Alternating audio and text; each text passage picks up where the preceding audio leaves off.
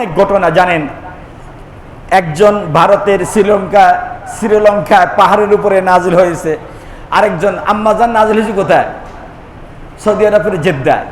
ইতিহাসগুলো শিখবেন, আল্লাহর জন্য ইতিহাসগুলো দেখবেন। পৃথিবীর কত ইতিহাস জানেন, এগুলো একটু শিখবেন। আমাদের আম্মা জান্নাত থেকে যখন জমিনে নাজিল হয়, অবতরণ করেন, কোথায় অবতরণ করছেন? হ্যাঁ, সৌদি আরবের জেদ্দা শহরে। জেদ্দার নাম কেন জিদ্দা জানেন? জিদ্দাকে জিদ্দা বলে কেন? জিদ্দাকে জিদ্দা বলে, জিদ্দা অর্থ হলো কি? দাদি। অর্থাৎ কি আমাদের আম্মা জানকে জিদ্দা বলা হচ্ছে, অর্থাৎ মুরব্বীদেরকে এই শব্দটা দিয়ে কি করা হয়? সম্বোধন করা হয়। এই জন্য জিদ্দার নাম জিদ্দা। বুঝতে পেরেছেন? আর আব্বাজান শ্রীলঙ্কা পাহাড়ে, সেখানে এখনো আজকে পৃথিবীর সমস্ত আতরের মূল উৎস কোথায় বলেন তো? হ্যাঁ, ভারত উপমহাদেশ। আপনারা জানেন আমাদের সিলেটে পৃথিবীর সবচেয়ে দামি আতরটা সিলেটে তৈরি হয়। এটা কি জানেন আপনারা? হ্যাঁ, যে আতরটা পৃথিবীতে সবচেয়ে দামি, 1 তোলা ওদের দাম 10-20 লক্ষ টাকা, একটু উদ আতরের দাম। আর এটা তৈরি হয় আমাদের সিলেটে। এখান থেকে, সিলেট থেকে আতরগুলো সারা বিশ্বে যায়, বিশেষ করে মক্কা মদিনা যায়। বুঝতেছেন? অর্থাৎ ভারত উপমহাদেশেই আতরের কি গাছগুলো, যত গাছগুলো আতরের আছে সবগুলো কোথায়? ভারত উপমহাদেশে। কেন? আমাদের আব্বা আম্মা জান্নাত থেকে আসতে জান্নাতের গাছের পাতা পরে দুনিয়াতে আসছেন, এই জন্য ওখান থেকে আতরের সৃষ্টি। বুঝতে পেরেছেন? এটা বলা আমার উদ্দেশ্য না। উদ্দেশ্য হলো বাবা এবং মা, আব্বাজান এবং আম্মাজান দুইজনে একজনে আরেকজনের সাথে সাক্ষাৎ হয়েছে কোথায়? আরাফার ময়দানে। কোথায়? আব্বা সেদিক থেকে হাঁটতে হাঁটতে হাঁটতে হাঁটতে কোথায় চলে আসছে? আরাফার ময়দানে। আম্মাজান সেই জেদ্দা থেকে হাঁটতে হাঁটতে কোথায় আসছে? আরাফার ময়দানে। দুইজনের সাথে সাক্ষাৎ কোথায়? আরাফার ময়দানে। এই জন্য আরাফার ময়দান হবে কি? কিয়ামতের মাঠ। আরাফার ময়দানটা কি হবে? কিয়ামতের মাঠ। বুঝতে পেরেছেন? আরাফার ময়দান কি হবে? কিয়ামতের মাঠ। আল্লাহ পাক রব্বুল আলামিন দুনিয়া যখন ধ্বংস করবেন, আমরা সবাই কোথায় উপস্থিত হব? আরাফার ময়দানে। সেটাও আমার বলার উদ্দেশ্য না। বলার উদ্দেশ্য হলো আব্বা আম্মা একত্রিত হয়েছেন আরাফার ময়দানে। আরাফার ময়দানে একত্রিত হওয়ার পরে সেইখানে তাদের বসবাস শুরু। আল্লাহ রাব্বুল আলামিন সর্বপ্রথম আব্বাকে আম্মার গর্ভে 2টি সন্তান দান করেন। একটা হলো কাবিল, কাবিলের সাথে বোন। কাবিলের সাথে বোন, জোড়া জোড়া, একটা ছেলে একটা মেয়ে, একটা ছেলে একটা মেয়ে। সর্বপ্রথম পৃথিবীতে আব্বা আম্মাজান হাওয়া, আম্মাজানের নাম কি? হাওয়া। হাওয়ার উপরে তাসদীদ।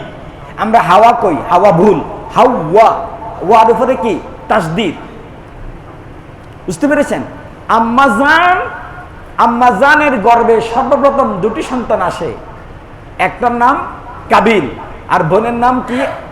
আল্লাহু আলাম বিসসাওয়া। বুঝতে পেরেছেন? 2টি সন্তান। এই 2টি সন্তানের পরে দ্বিতীয় বছর আবার 2টি সন্তান।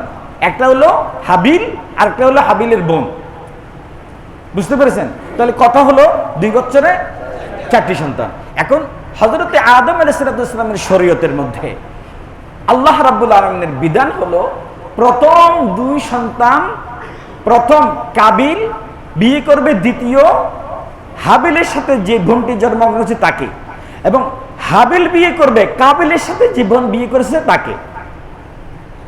এটা আল্লাহর কি সিদ্ধান্ত? এটা শরীয়ত। এটা আদমের শরীয়ত, মুহাম্মাদের শরীয়ত নয় সাল্লাল্লাহু আলাইহি সাল্লাম। বুঝতে পেরেছেন? এখন তাও দেখেন আদমের শরীয়তে কি একসাথে জোড়া ভাই বোন বিয়ে করতে পারবে না। একসাথে জোড়া ভাই বোন কি বিয়ে করতে পারবে না। দ্বিতীয় যে বোন হয়েছে সেই বোন আগের প্রথম ভাইয়ের সাথে তার কি হবে? বিয়ে হবে। আর দ্বিতীয় ভাই যেটা দুনিয়াতে আসছে সেটা প্রথম বোনের সাথে বিয়ে হবে। ঘটনাক্রমে প্রথম বোনটি ছিল কি? সুন্দরী। এখন হাবিলের সাথে যে বোন দুনিয়াতে আসছে সেটা এত সুন্দর নয়। এখন কাবিলের তো মাথা খারাপ, আমার সাথে যেটা দুনিয়াতে আসছে যেটা সুন্দরী এটা তো আমি বিয়ে করব। আমি আল্লাহ মানি না, শরীয়ত মানি না। সর্বপ্রথম আল্লাহকে অস্বীকার করছে কাবিল। আমার মূল বয়ানের মূল অংশ হলো এটা। সর্বপ্রথম পৃথিবীতে আমার আল্লাহকে অস্বীকার করলো কে? সর্বপ্রথম পৃথিবীতে মানব জাতির ইতিহাসে সর্বপ্রথম আমার আল্লাহকে অস্বীকার করছে কাবিল। তাও কি একটা নারীর কারণে। দুনিয়াতে যত ফাসাদ, দুনিয়াতে যত ঝগড়া, সবটার মূল কিন্তু নারী। সবটার মূল নারী। ইতিহাস দেখেন, সর্বপ্রথম মানব ইতিহাসে আমার আল্লাহকে অস্বীকার করছে কে? কাবিল। সর্বপ্রথম আমার আল্লাহর সাথে গাদ্দারি করছে কাবিল। আমার আল্লাহ কি বিদ্যাঙ্গুলি দেখেছে? কাবিল। সর্বপ্রথম আল্লাহর সাথে কুফরি করছে কাবিল। সর্বপ্রথম পৃথিবীর ইতিহাসে কাফের কে? কাবিল। কাবিল সর্বপ্রথম কাফের। শিখো আমি আল্লাহ মানি না, আল্লাহ চিনি না, আমার সিদ্ধান্ত আমি অটল, আমি আমার সাথে যে বোন আসছে এটাকে আমি বিয়ে করব। এবার আল্লাহর পক্ষ থেকে আল্লাহ সুবহানাহু ওয়া তাআলা সর্বপ্রথম মানব ইতিহাসকে কোরবানি করার নির্দেশ দিয়েছেন আমার আল্লাহ। ঠিক আছে, দুই ভাই কোরবানি দাও। দুই ভাই কি দাও? কোরবানি দাও। যার কোরবানি কবুল হবে সেই প্রথম বোনকে বিয়ে করবে। যার কোরবানি কবুল হবে না সেই দ্বিতীয় বোনকে বিয়ে করবে। এটা হলো আল্লাহর কি সিদ্ধান্ত। আল্লাহ রাব্বুল আলামিনের হুকুমে হযরত আদম বলে, ঠিক আছে তোমরা দুই ভাই কি দাও? কোরবানি দাও। এবার দুই ভাই কোরবানি দিছেন, হযরতে হাবিল এবং লাআনাতুল্লাহ কাবিল। দুজনে কি দিয়েছেন? কোরবানি দিয়েছেন। হাবিল আল্লাহ ওয়ালা এবং নবী। হাবিল কি? নবী। আল্লাহ ওয়ালা, আল্লাহর বন্ধু, বন্ধুর ছেলে বন্ধু। সেই উট, ভেড়া, ছাগল এগুলো কি? এগুলি লালন পালন করতেন। সেই তার ছাগলের মানে খিমার মধ্যে যে ছাগলটা সর্বোত্তম মোটা তাজা, সেটা আল্লাহ রাব্বুল আলামিনের দরবারে কোরবানি দিয়েছেন। আর এই তো আল্লাহকে বিশ্বাস করে না, কোরবানি দিবে কি? সে চাষাবাদ করতো, চাষাবাদ, বিভিন্ন চাষাবাদ করতো। সে কিছু শাক টাক, কিছু চাউল ধান, হ্যাঁ পচা যেগুলোতে পোকা ধরে গেছে এমন কিছু আনছে আল্লাহর দরবারে কোরবানি দেওয়ার জন্য। তখনকার কোরবানির কবুল হওয়ার জন্য শর্ত ছিল আকাশ থেকে আগুন এসে যার কোরবানি কবুল হবে তার কোরবানি আল্লাহ জ্বালিয়ে দিবেন। এটা ছিল কি আল্লাহর নিজাম। তখন আল্লাহ পাকের হুকুমে আকাশ থেকে আগুন এসে হাবিলের কোরবানি জ্বালিয়ে দিয়েছেন। কাবিলের কোরবানি যেভাবে দিয়েছে সেভাবে পড়ে আছে। এবার তো কাবিলের মাথা খারাপ। কাবিলের কি মাথা খারাপ। তার আগে আরেকটু কথা শুনেন, পৃথিবীতে যত মানুষ আমার আল্লাহকে অস্বীকার করবে, যত মানুষ আমার আল্লাহর সাথে গাদ্দারি করবে, যত মানুষ কাফের হবে, প্রত্যেকটি কাফেরের, প্রত্যেকটি অবিশ্বাসের, প্রত্যেকটি নাস্তিকার মুরতাদের এক একটা গুনাহ কাবিলের আমলনামায় লেখা হতে আছে, কিয়ামত পর্যন্ত হবে। পৃথিবীর সমস্ত কাফেরগুলো যেই পরিমাণ কুফরি আর গুনাহ করবে, এই পরিমাণ গুনাহ নিয়ে কাবিল কিয়ামতের ময়দানে আল্লাহর দরবারে উপস্থিত হবে। এই জন্য আমি আয়াতটুকু বলছি, ওয়ালা তাকুনু আউওয়ালা কাফিরিন বিহ। বুঝতে পেরেছেন? আপনারা আমার কথা বুঝতেছেন? এবার এই কাবিল যেহেতু তার কোরবানি আল্লাহ কবুল করেন নাই, সেই ভাইকে হত্যা করবে।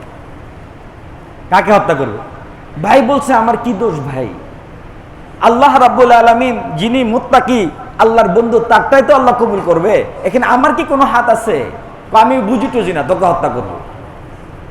ঠিক আছে, হত্যা করতে পারো, আমি তোমাকে তার প্রতিশোধ নেব না, তোমার গায়ে আমি হাত দেব না, তুমি আমার গায়ে হাত দিতে পারো। কেন? আমি আল্লাহকে ভয় করি। কেন? আমি আল্লাহকে ভয় করি। বাস, হযরতে হাবিল বসা আছে, আল্লাহর ধ্যানে মগ্ন আছে। কাবিল পাহাড়ে উঠছে, উঠে একটা পাথর নিয়ে হযরতে হাবিলের মাথার উপরে ফেলে হযরতে হাবিলকে সেখানে হত্যা করছে। শহীদ করে দিয়েছে। বুঝতে পেরেছেন? লম্বা ইতিহাস। এই সর্বপ্রথম মানব ইতিহাসে খুন করছে কে? আরো জোরে বলেন। আমার কথা বুঝতেছেন? সর্বপ্রথম মানব ইতিহাসে এই পৃথিবীতে সর্বপ্রথম খুন করছে কে? কাবিল। কাবিল। আর কিয়ামত পর্যন্ত যত মানুষ অন্যায়ভাবে কাউকে হত্যা করবে, প্রত্যেকটি হত্যার যেই পরিমাণ সেই গুনাহ অর্জন করেছে, এই পরিমাণ গুনাহ কাবিলের আমলনামা লেখা হবে। বুঝতে পেরেছেন? বিদায় ভাষণে আল্লাহ রাসূল সাল্লাল্লাহু আলাইহি সাল্লাম সেদিন আরাফার ময়দানে কি বলেছিলেন? ও আমার সাহাবারা, আজকের বিদায় ভাষণে আমি রাসূল তোমাদের জন্য ফরমান জারি করছি, অন্যায়ভাবে কেউ কাউকে খুন করবা না। তোমরা মুমিন এক একজনের রক্তের জিম্মাদার। খবরদার, যদি কেউ কাউকে খুন করো, তোমার দেখা দেখি যতজনে খুন করবে প্রত্যেককে তার পরিপূর্ণ গুনাহের ভাগী হতে হবে। এবং রাসূল বলছেন, তুমি যদি কারো কোল খালি করো, কোনো মায়ের কোল খালি করো, তোমার মায়ের কোল আবার আল্লাহ একদিন না একদিন খালি করবেই।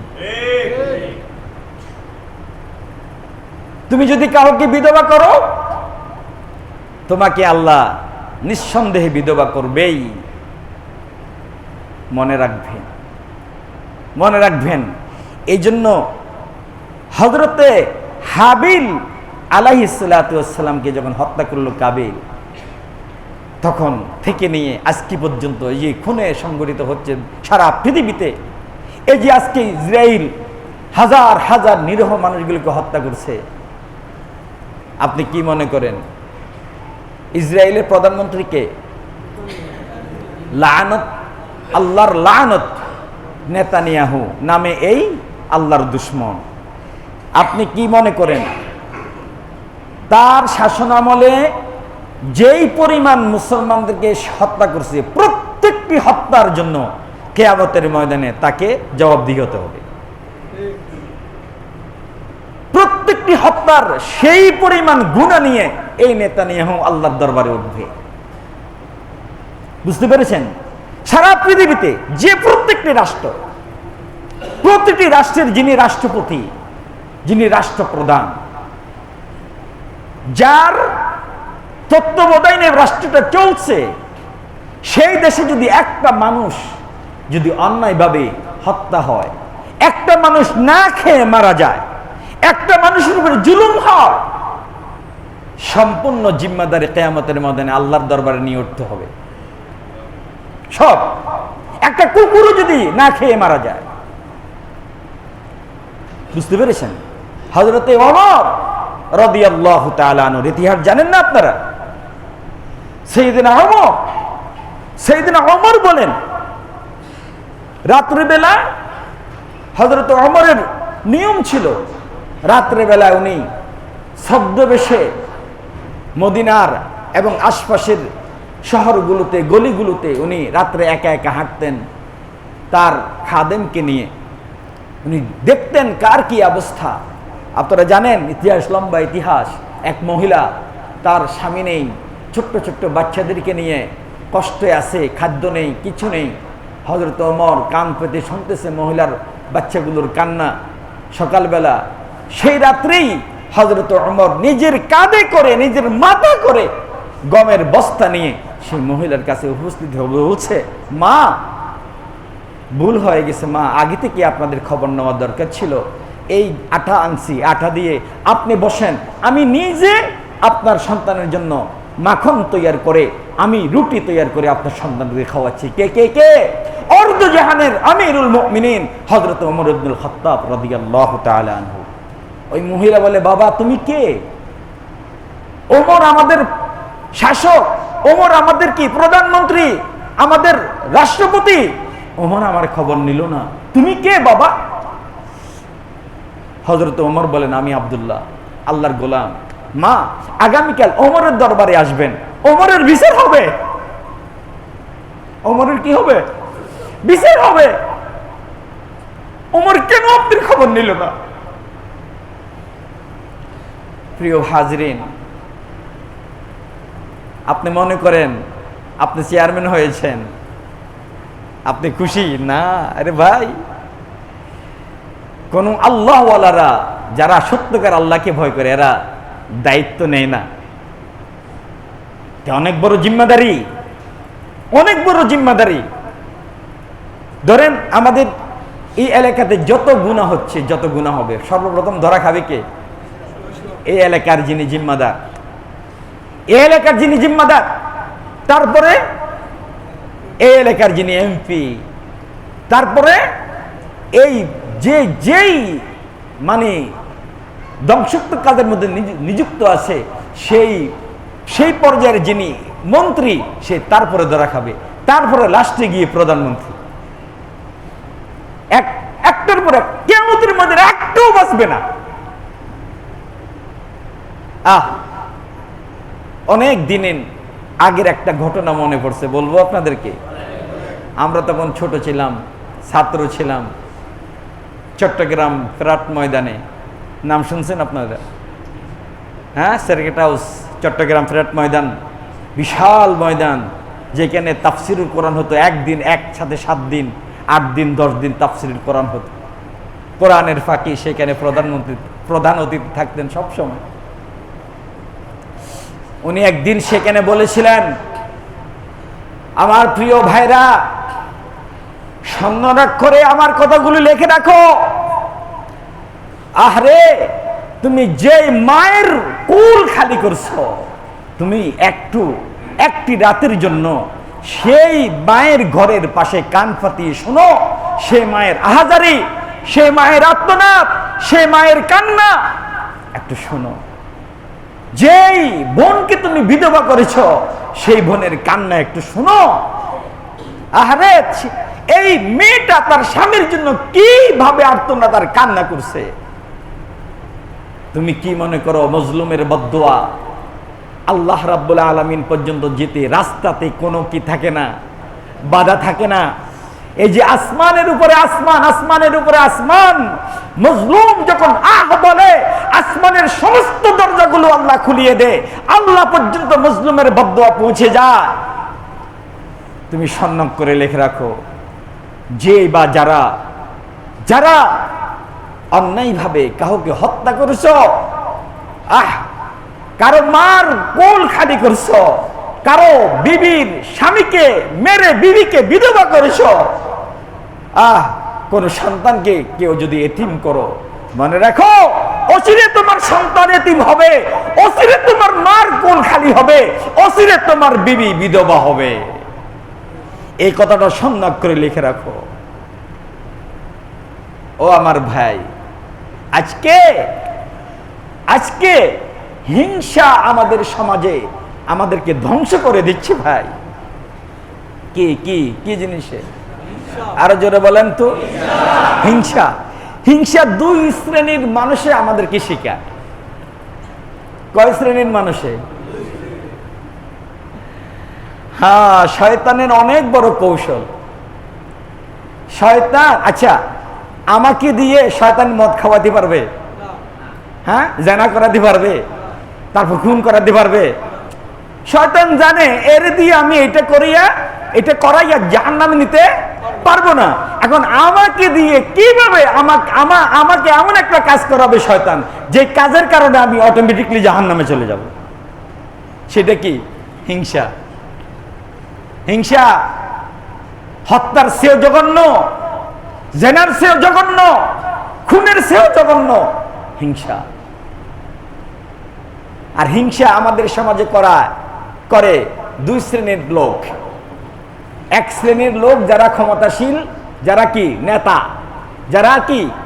নেতা। আরেক শ্রেণীর মানুষ হিংসা শেখায়, হেরা হলো হুজুররা। কারা? হুজুররা। এইখানে আমার সামনে যারা আছেন, ধরেন এখানে আপনারা চরমনের লোক আছেন, সরসিনার লোক আছেন, আওয়ামী লীগের লোক আছেন, বিএনপির লোক আছেন, জামাতের লোক আছেন, জাতীয় পার্টির লোক আছেন, আছেন না? আছে না? সবাই আছে না? আছে কি না? আছে না? বলেন তো দেখি। এখানে এখন বয়ান শুনছেন আপনারা সবাই, আপনারা কি সবাই কি সমানভাবে ভালোবাসেন? একজনকে একজনে কি হিংসা করেন না? হ্যাঁ, কি করি না? আরে ভাই, ধরেন একজন সরমুনাইওয়ালা, একজন সরসিনাওয়ালা, ধরেন একজন পুরপুরাওয়ালা, যে যেটি করুক না কেন, সে আমার মুসলমান ভাই তো, সে কালিমা পড়ছে তো, আমার আল্লাহকে আল্লাহ মানে তো, আমার নবীকে নবী মানে তো, আমার কেবলাকে কেবলা মানে তো, আমার কোরবানির গোশত সে খায় তো। অথচ সে আমার পিশাবকে না মানার কারণে আমি তাকে হিংসা করি, সে আমার হুজুরকে ফলো না করার কারণে তাকে আমি কি করি, সে আমার দল করে না এই জন্য তাকে আমি দেখতে পারি না। এটা শয়তানের বহুত বড় কৌশল, বুঝতে পেরেছেন? যে শয়তানি কি কৌশল। শয়তান জানেন হিংসা কাকে বলে?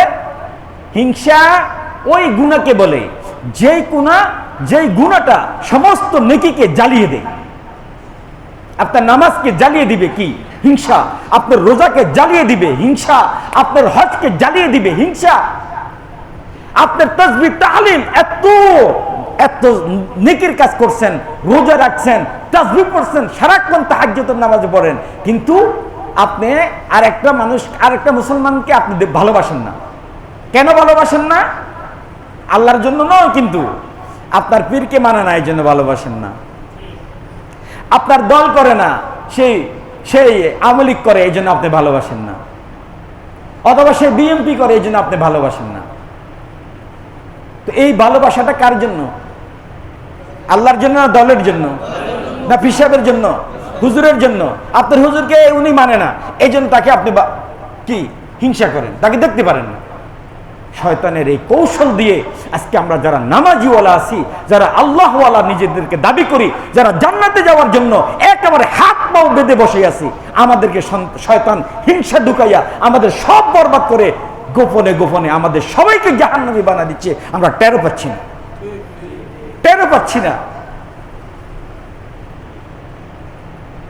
আপনি আপনার পীর সাহেবকে মানেন, আপনি আপনার নেতাকে আপনি মানেন, অসুবিধা নেই। নেতা যদি কারো জন্য যদি আপনাকে হিংসা করতে বলে, না, এটা মানা যাবে না, এটা মানা যাবে না। আরে নেতা নিজের গতি ঠিক রাখার জন্য আরেকজনকে হত্যা করতে বলছে, আর তুমি হত্যা করে বলতেছ,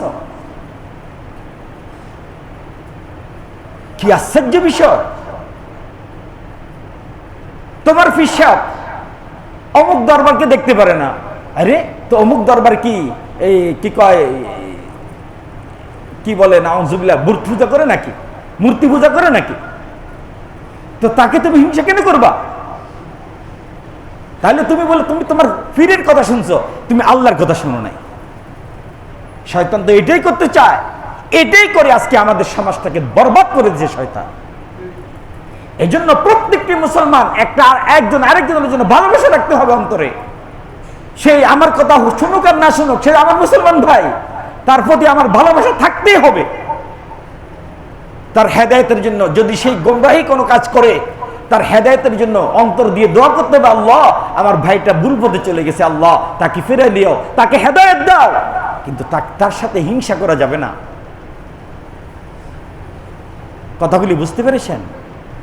এই জন্য আমার ভাই, আজকে যারা অন্যায়ভাবে মানুষদেরকে খুন করছে, আপনি মনে রাখবেন অচিরে আপনার মার কোল, আপনার বেবির কোল, আপনার সন্তানকে এতিম বানানো, এটা আপনার নসিবও জুটে যাবে।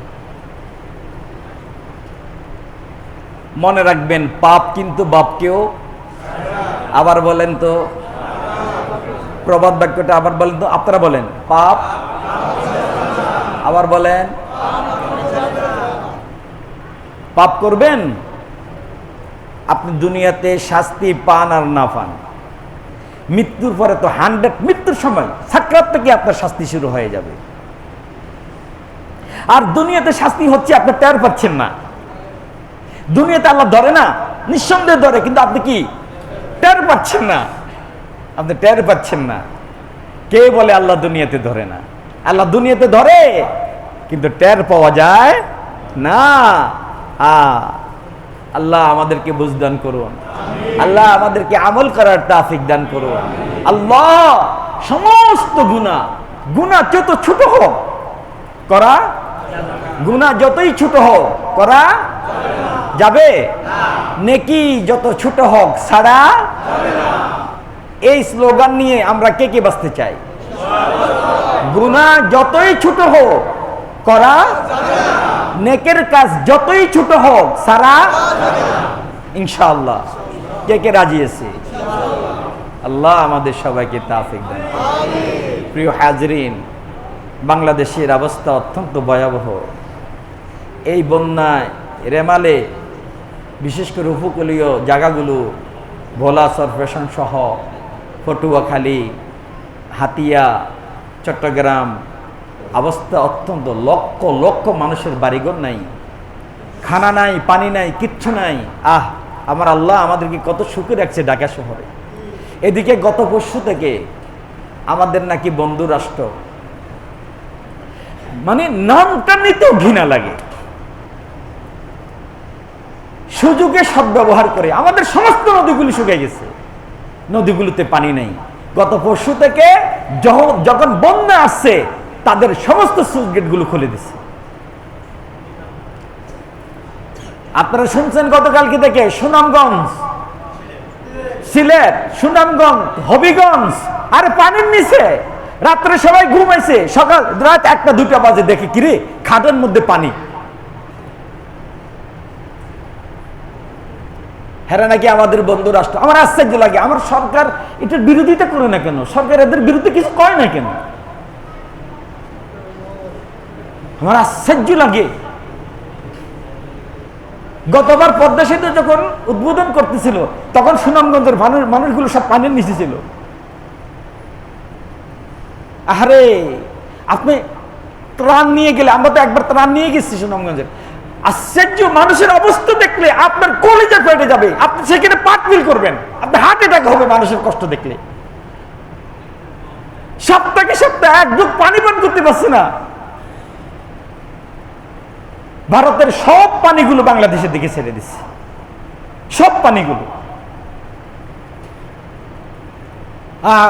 পুরা সিলেট বিভাগ সব পানি নিচ্ছে। এখন কে বলবে এই ভারতের বিরুদ্ধে? কে কথা বলবে? যারা বলবে তারা চুপ। আমরা কি বলবো? আমরা যদি কি এর থেকে যদি আরেকটু বেশি কই, আগামীকাল শুনবেন বুদ্ধিজীবী হুজুর আর নাই, আর নাই, দেখবেন আর নাই। আর আমরা তো নিরহ, আমরা চলে গেলেও আপনারা প্রতিবাদ করবেন না। দেখছি না হুজুরদেরকে নিয়ে গেছে, বছরকে বছর জেলখানা রাখছে, আপনারা কেউ কয়জনে প্রতিবাদ করছেন? করেন নাই। আপনারাও আমাদের পক্ষে তখন আর কথা বলে, আপনি নিজে বলবেন হ্যাঁ হুজুরের মধ্যে দোষ আছে মনে হয়, জন্য হুজুরকে নিয়ে গেছে, আপনিই বলবেন। অথচ আমরা কথা বলছি কার জন্য? আপনার জন্য। কিভাবে বললে বুঝবেন? এখন আমাদের করণীয় একটাই, শুধু চোখের পানি ফেলে আল্লাহর কাছে একটু দোয়া করা। আর আমাদের আর কোনো শক্তি নেই, আর কোনো শক্তি নেই। এই জন্য ভাই, বন্যায় কবলিত আমার ভাই বোনগুলোর জন্য দোয়া করা। কালকে দেখছি এক ভাইয়ে চিৎকার দিয়ে বলছে, কেউ যদি আমার কথা শুনেন, আমাদের জন্য অমুক জায়গায় একটা নৌকা পাঠান। আমাদের গলা পর্যন্ত পানি চলে আসছে, আমরা কোথায় যাব? কিছু দেখতেছি না, পানি আর পানি, চতুর্পাশে পানি, কোথায় যাব? ঘর ডুবে গেছে, গাছও ডুবে যাচ্ছে, এখন আমরা কোথায় যাব?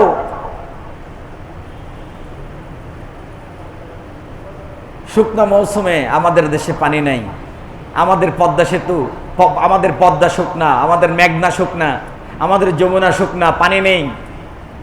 হায়রে পদ্মা, এই যে পদ্মার যে ব্রিজ, পদ্মার পারে, আগে পদ্মার পারে নদীটা কত বিশাল ছিল না? এখন আপনি যে সেতুতে উঠেন দেখবেন মধ্যখানে সব দ্বীপের মতো হয়ে গেছে, পানি নেই, পানি নেই, সব শুকিয়ে গেছে। এখন শুকানোর কারণ কি? হ্যাঁ, আমাদের মামা বাবুরা আমাদের পানিগুলো আটকে দিয়েছে। আর এখন যখন যেহেতু দেখতেছে তাদের এখন আর পানির প্রয়োজন নাই, সমস্ত পানি আমাদেরকে ছেড়ে দিয়েছে যাতে আমরা একসাথে চুবে মারা যাই। আর এরা নাকি আমাদের বন্ধু রাষ্ট্র।